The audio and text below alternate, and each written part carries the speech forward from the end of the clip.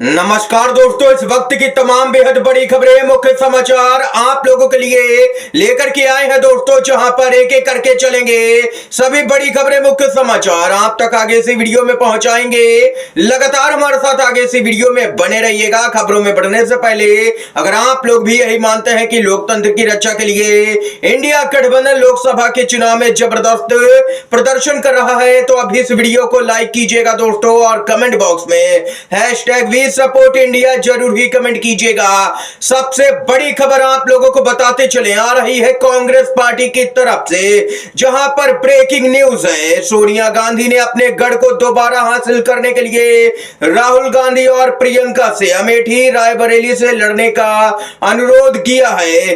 ताजा खबर यह सामने निकल के आ रही है कि राहुल गांधी अमेठी से और प्रियंका गांधी रायबरेली से लोकसभा का चुनाव लड़ेंगी। आखिरी फैसला यहां पर सोनिया गांधी और मल्लिकार्जुन खड़गे ने किया है। घोषणा आज यहां पर हो जाएगी। ये सूत्रों से बेहद ही बड़ी जानकारी सामने निकल के आ रही है दोस्तों, अगर आप लोग भी यही मानते हैं कि अमेठी से राहुल गांधी स्मृति ईरानी को जबरदस्त तरीके से इस बार हराने जा रहे हैं, तो अभी इस वीडियो को लाइक कीजिएगा, अपनी राय जरूर ही बताइएगा इस खबर को लेकर के कमेंट बॉक्स में। इसके साथ ही बड़ी अपडेट आ रही है महाराष्ट्र से, जहां पर कोल्हापुर महाराष्ट्र में एक चुनावी रैली को संबोधित कर रहे थे उद्धव ठाकरे, और पीएम मोदी पर जमकर के भड़के हैं। एमबीए की जनसभा, गाय पर बात करते हो महंगाई पर क्यों नहीं करते। 2014 और 19 में जो वादे किए थे उसके ऊपर खुले मंच पर बहस करने को तैयार हूं मोदी। क्या मोदी यहां पर तैयार हो पाएंगे मुझसे बहस करने के लिए? ये यहां पर खुली चुनौती दे दी है उद्धव ठाकरे ने पीएम मोदी को। देख सकते हैं कि उद्धव ठाकरे जबरदस्त तरीके से इंडिया गठबंधन के जितने भी प्रत्याशी हैं उनके लिए चुनावी प्रचार करते हुए नजर आ रहे हैं। उनका कहना है कि जितने भी कैंडिडेट हैं उन सबकी जिम्मेदारी मेरी है, और यहां पर इंडिया गठबंधन सभी सीटों पर प्रचंड जीत हासिल करेगा महाराष्ट्र में। यह दावा एमबीए की तरफ से किया जा रहा है। जब से तीनों ही पार्टियां एक साथ हैं तब से ही बीजेपी की नींद उड़ी हुई है, और बीजेपी को इस बार के लोकसभा के चुनाव में महाराष्ट्र में भारी नुकसान उठाना पड़ेगा सीटों के लिहाज से। इसके साथ ही एक और बड़ी खबर आ रही है दोस्तों, बताते चले आप लोगों को। दोस्तों, सोशल मीडिया पर एक वीडियो तेजी से वायरल हो रहा है कुछ छात्रों का, जिसमें कांग्रेस दफ्तर के बाहर विरोध प्रदर्शन करने आए छात्र मीडिया को देख करके भागे हैं। बैनर में लिखी हिंदी भी नहीं पढ़ सके हैं ये छात्र। आज तक के रिपोर्टर ने पूछा, क्यों यहां पर कर रहे हो विरोध प्रदर्शन? छात्र बता भी नहीं पाए, और जो उनके हाथ में तख्तियां थी उसमें जो कुछ लिखा हुआ था वो भी नहीं पढ़ पाए। यानी कि बीजेपी ने यहां पर जिन छात्रों को भेजा था उन्हें यह तक नहीं पता है कि वे यहां पर क्यों आए हैं, क्या करने के लिए आए हैं, किस वजह से आए हैं, लेकिन आए हैं बस प्रदर्शन करने के लिए। ये यहां पर देख सकते हैं कि व्हाट्सएप यूनिवर्सिटी है, उसका यहां पर ये कमाल देखने को मिला है। ये हाल कर दिया है भाजपा वालों ने हमारे देश के छात्रों का।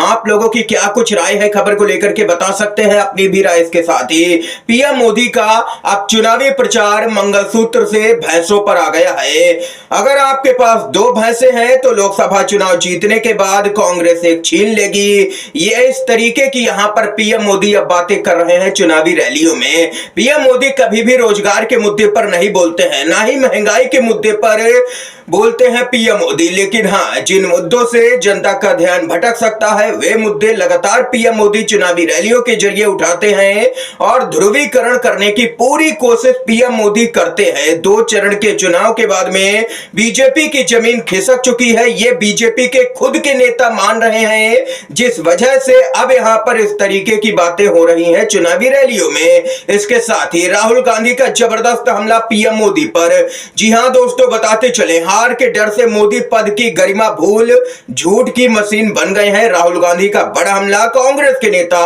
राहुल गांधी ने लोकसभा चुनाव प्रचार में पीएम मोदी और बीजेपी के द्वारा कांग्रेस के घोषणा पत्र के बारे में झूठ फैलाने पर करारा हमला किया है। उन्होंने कहा है कि हार के डर से मोदी प्रधानमंत्री पद की गरिमा भूल झूठ की मशीन बन गए हैं। उन्होंने कहा है कि प्रधानमंत्री नरेंद्र मोदी हताश निराश हैं और हार मान चुके हैं चुनाव में। राहुल गांधी ने एक्स पर एक पोस्ट में कहा है कि इन चुनावों में हार के डर से मोदी अपने पद की गरिमा भूल गए हैं, अनर्गल बातें कर रहे हैं तथा दावा कर रहे हैं कि कांग्रेस मंगलसूत्र, लोगों के घर के कमरे या भैंसे छीन लेगी। उन्होंने पोस्ट में कहा, एक हताश, निराश और हारे हुए प्रधानमंत्री की बातें सुनिए, किस तरीके की बातें यहां पर की जा रही हैं।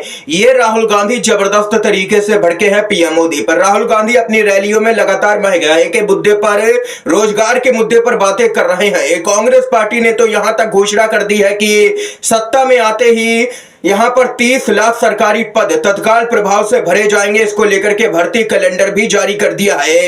ये विजन है कांग्रेस पार्टी का, लेकिन भाजपा वालों का इस मुद्दे पर कोई भी विजन है ही नहीं, ना उन्होंने यहां पर कोई भी वादा किया है रोजगार को लेकर के।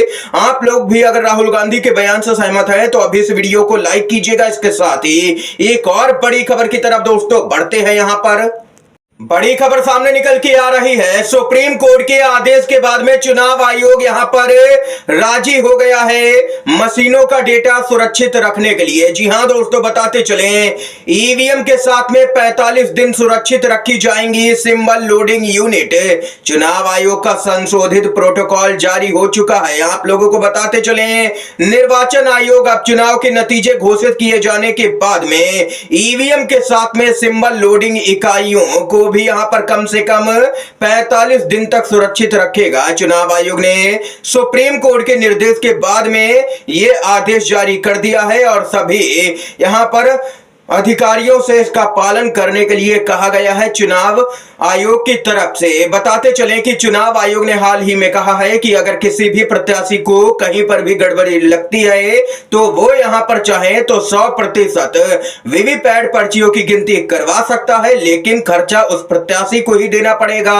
लेकिन अगर गड़बड़ी निकलती है तो कोई भी खर्चा प्रत्याशी को नहीं देना पड़ेगा, उसके बाद में कार्रवाई की जाएगी। ये यहां पर सुप्रीम कोर्ट ने आदेश दिया था और 45 दिनों तक, नतीजों के बाद में 45 दिनों तक मशीनों को सुरक्षित रखने के लिए भी कहा था सुप्रीम कोर्ट ने अपने ऑर्डर में। इसके साथ ही एक और बड़ी खबर आ रही है। चुनाव आयोग की तेलंगाना के पूर्व मुख्यमंत्री केसीआर पर बड़ी कार्रवाई, 48 घंटे के लिए प्रचार करने पर प्रतिबंध लगा दिया है। जी हां दोस्तों, निर्वाचन आयोग ने बीआरएस के अध्यक्ष के चंद्रशेखर राव को कांग्रेस के खिलाफ उनकी आपत्तिजनक टिप्पणियों के लिए 48 घंटे तक प्रचार करने से रोक दिया है।